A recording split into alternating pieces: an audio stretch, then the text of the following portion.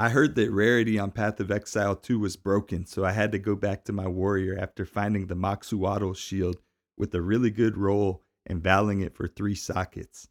I then spent 12 divines on filling it with Az Kappa soul cores. I wanted to build a character that would have good mobility and clear speed and be able to handle bosses and have the high rarity as well. I happen to have some really good hammers laying around my stash from my initial playthrough to 93 on my warrior that I was able to use to get a strong Ignite Hammer of the Gods with basically less steps than a bleed build and less strain on the passive tree, allowing me to add a lot of other passives that give a lot of value. This is also the reason why I go for maces that have reduced attribute requirements, saving an enormous amount of strength investment required.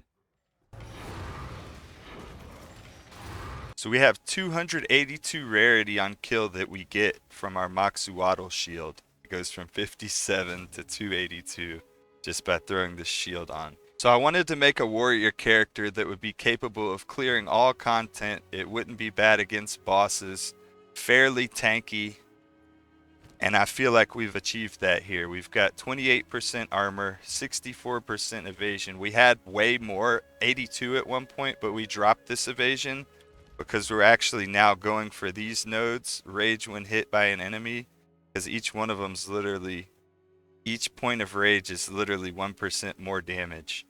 So I was never using the rage mechanic before with a warrior, but this is actually really nasty. And then we still have good evasion, so we're somewhat survivable in that regard, just avoiding damage when we're getting swarmed. And then we have good block rate, not good. And then we have 25 block chance, which isn't bad. It's literally with no investment. It's just for having the shield in general, which is just nice because we only have the shield for rarity in the first place. We're a little bit low on our cold res and a little bit low on our chaos, but I think with having 4,300 health, almost 4,400 health, we're fine with that. And then we got a little bit of energy shield on top, so our max hit, our ability to tank like a boss's slam or something, is pretty decent. Like, you'll be able to survive at least one of them. So that's why I have that set up the way that I did. I was experimenting with like Edziri's Disdain, and it makes me have like 2,500 energy shield with like 3,800 health. Like even like this helmet gives a ton of life. So it's like I felt like this was better than running at Series Disdain. Also with me getting hit and gaining rage, being hit, my energy shield's almost never there when I'm in the middle of the pack. So I benefit so much more from the health pool. Plus I have a flask that allows me to heal 21% of it instantly. So that's like 200 health. I can just hit it, heal up real quick. You know, if I'm in a really tough spot, I can spam it a couple times, smash a pack, they'll explode from my Herald of Ash, and it'll blow up the whole screen, and I get life on kill. And I'm not even using cannibalism. I'm literally using one single life on kill. This 2% life on kill, and then with Adorned, it gives me 3% life on kill. So that's literally how I'm sustaining my health aside from this inside of the maps. Start out with the skill tree. Here's my, had to grab the life inside of the ascendancy nodes. Had to grab hulking form. And then the best other thing I think was this, you know, chance, because this will make us have a little bit of a chance for aftershock on our Hammer of the Gods, I believe. Okay, yeah, so it does apply to that Hammer of the Gods. I think that was better than going for like the more armor or something like that, or getting these hits or crushing blows. You know, I kind of like this every now and then. There's maybe an argument getting the stun build up and the crushing blows is good, but we don't really even have like the more damage against heavy stunned. So we only have those 2 passive points to play with, and I think this is the best option for it. So then we pathed over here to grab these and to get this jewel slot. And then we had to get this, had to get Avatar of Fire. That's necessary for this build. We got 2 Grand Spectrum Rubies, 1 Grand Spectrum Sapphire. We grabbed this increased maximum life right here to boost our life up even more. We've got increased magnitude of Ignite, Chaos Res, life on kill. The minions thing's a wasted stat right there. Chaos Res again with area of effect. we're not really gonna crit very much, so the crit damage bonus isn't really all that for us. But cold res, evasion rating, flask charges gained. This is really just mostly for the cold res, which is already low, but we gain 16 cold res off of that right there. We could have a better jewel with something else in a like, but I mean, it gives us 3 evasion rating as well, so it's not. What the fuck just happened right there? That just swapped. What? It literally just swapped the spots of my adorned and that jewel. That's crazy. That's weird as hell. The Grand Spectrum Ruby, another one. Lightning Res, Max Energy Shield. That just gives us a little bit of extra for our max hit if we get hit with a big boss slam at the start of the fight or something. Then we got Maximum Energy Shield, chance to inflict ailments. So this is the way we've done our whole passive tree. These are really amazing. Increased magnitude of ailments and stuff. Chance to inflict ailments. That was really good to be able to grab that. Got these over here for fire penetration and stuff. These are really good over here for being able to just get attributes to hold gear and stuff like that. So that's pretty much that right there. I wish this would let me zoom out further on this, just so it was easier to showcase the whole skill tree. But this is it right here. I did try going all the way over here and doing a bunch of stuff with Energy Shield, but this just feels a whole lot better in my opinion. Cultist Great Hammer. This is necessary for the mapping. Increased elemental damage with attack soul cores are going to give you the most raw damage out of it, but the penetration I feel like helps a lot just for the mapping because they don't really have a massive health pool anyways. It's also going to cause the rares that have higher fire resistance and stuff to take more burn damage from getting ignited by enemies exploded by Herald of Ash.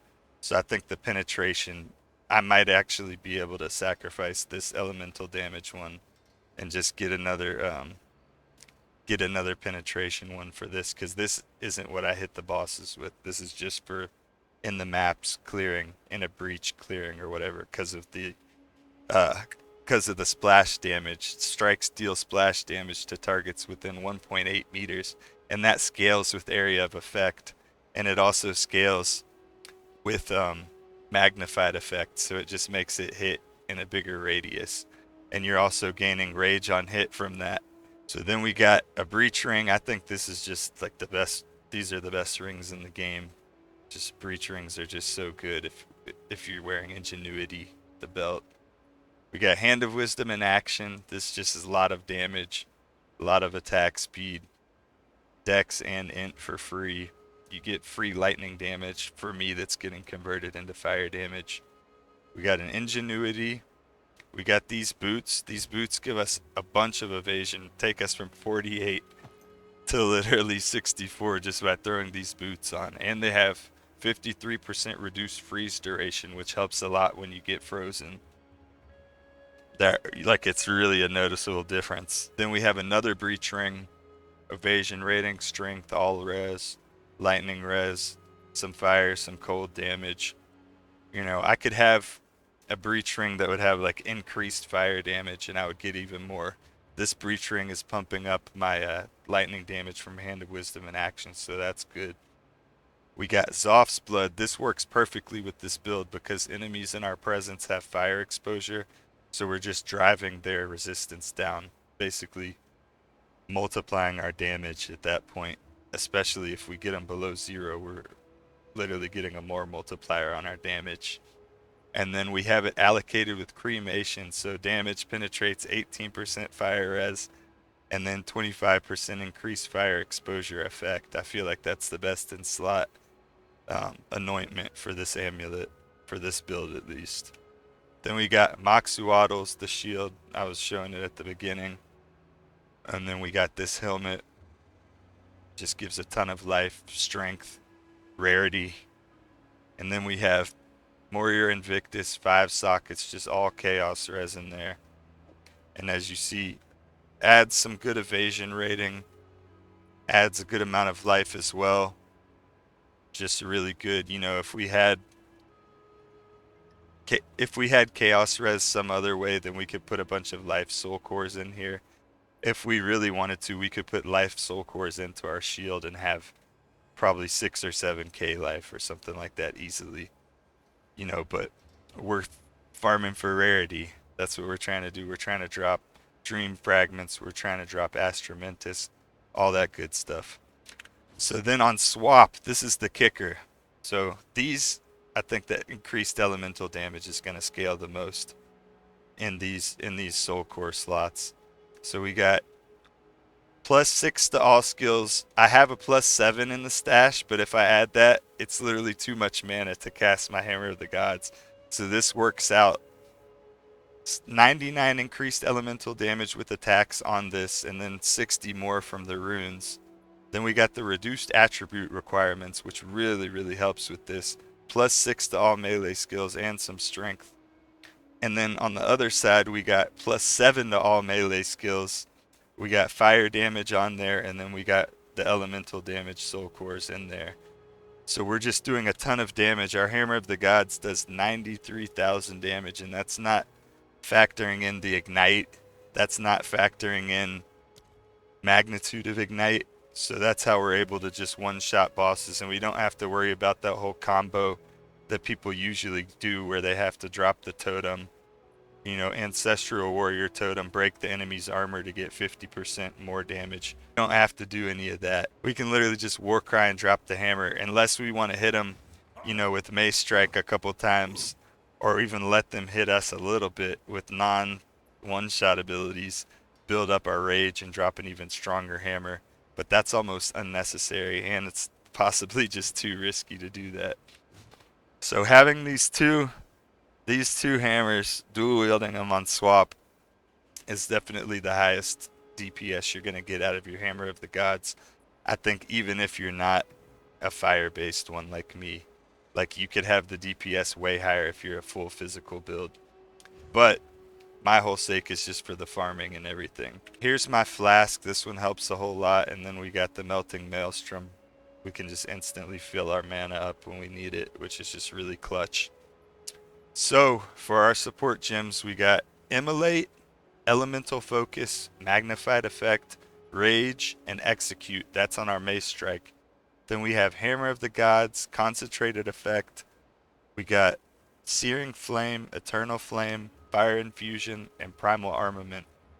Then we got Blink with Ingenuity, Perfect Strike with Window of Opportunity, Fire Exposure, Martial Tempo, and Close Combat. We actually don't need this. I think I had this on before we had Zoph's Blood on, so we can actually get something else on here to make this even better. So we could do Rage Forged. I mean, that's actually nasty. That'll be simple right there, because we always have Rage. So then we have Infernal Cry, Premeditation, and Enraged War Cry. Then we have Herald of Ash, Leap Slam with Holy Descent and Bludgeon.